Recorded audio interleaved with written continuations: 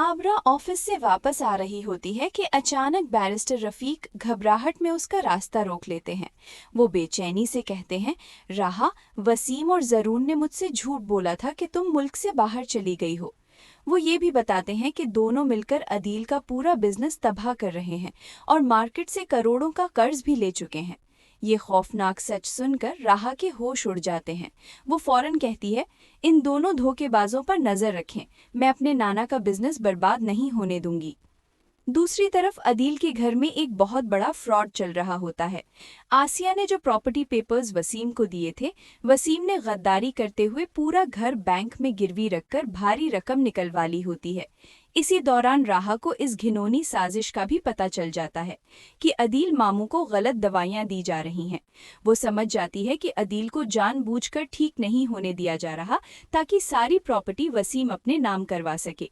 ये जानते ही राहा फौरन अरमान को कॉल करती है और सब कुछ बता देती है। कुछ ही देर में राहा और अरमान पुलिस के साथ सीधा आसिया के घर पहुंच जाते हैं।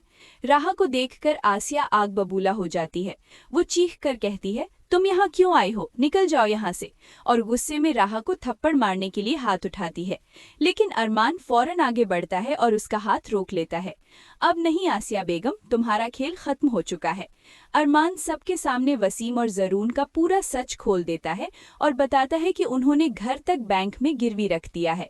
ये सब बातें बतूल दरवाजे के पीछे से सुन लेती है और अपने शौहर का धोखा जानकर टूट जाती है।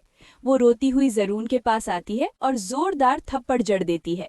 जरून गुस्से में चीख कर कहता है, मैंने ये सब दौलत के लिए किया, मुझे सिर्फ तुम्हारे पैसों से मोहब्बत थी।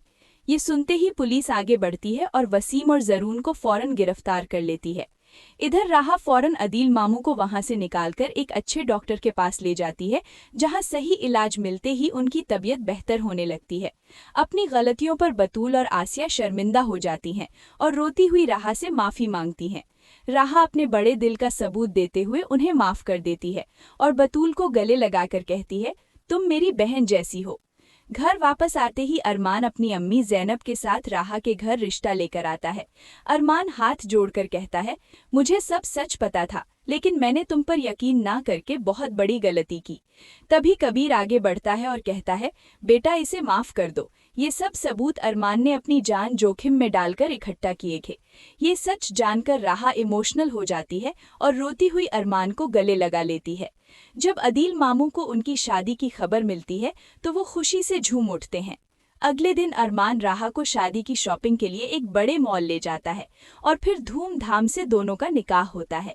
दोनों मुस्कुराते हुए कहते हैं, हमें ये निकाह कबूल है। निकाह के बाद अरमान अपनी दुल्हन को घर लाता है और मुंह दिखाई में एक कीमती डायमंड रिंग गिफ्ट करता है। दोस्तों, क्या आप इनका प्यारा सा बेबी देखना चाहते हैं? तो अभी हमारे चैनल को लाइक, शेयर और सब्सक्राइब जरूर करें। ये एक प्रेडिक्शन है जो सिर्फ एंटरटेनमेंट पर्पस के लिए बनाई गई है।